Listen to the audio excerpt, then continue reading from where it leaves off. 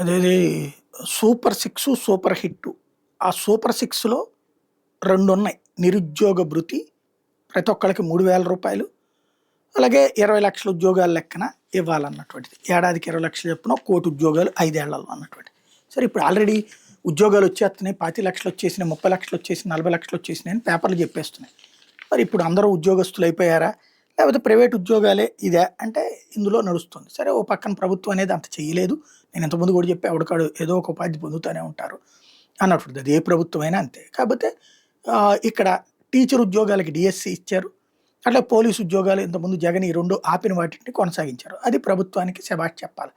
ఏడాదికి ఒకసారి డిఎస్సి కూడా ఇస్తానన్నారు. ఇవన్నీ బాగుంది. ఏకైక సమస్య ఏంటంటే ఈ రూ. 1,500 పెన్షన్ ఎంతమంది మహిళలు ఉంటే అంతమందికి 60 ఏళ్ళు వచ్చేదాకా ఆ పెన్షన్, 60 ఏళ్ళ నుంచి వృద్ధాప్య పెన్షన్ అన్నటువంటి కాన్సెప్ట్ పెట్టుకొచ్చారు. తీరా చూస్తే ఆ డబ్బులు ఇవ్వట్లేదు. ఇదివరకు జగన్ టైంలో చేయూత అని చెప్పేసి, కాపు నేస్తామని, ఈబీసీ నేస్తామని ఇట్లాగ 15,000 నుంచి 18,000 ఇచ్చేవాడు. డ్వాక్రా రుణమాఫీ అని ఇట్లాంటి.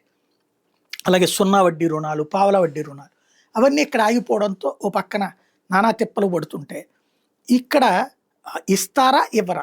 మళ్ళీ చంద్రబాబు గారు నిన్న నెల్లూరులో ఏదో ప్రోగ్రాంలో భాగంగా P4 ద్వారా, P4 అంటే అప్పట్లో ఏమన్నారు, P4 అనే పథకం ద్వారా వీళ్ళందరికీ దాతలు చూస్తారు అని చెప్పుకొచ్చారు. P4తో వాళ్ళందరూ కోటీశ్వర్లు అయిపోతున్నారు అని చెప్పారు.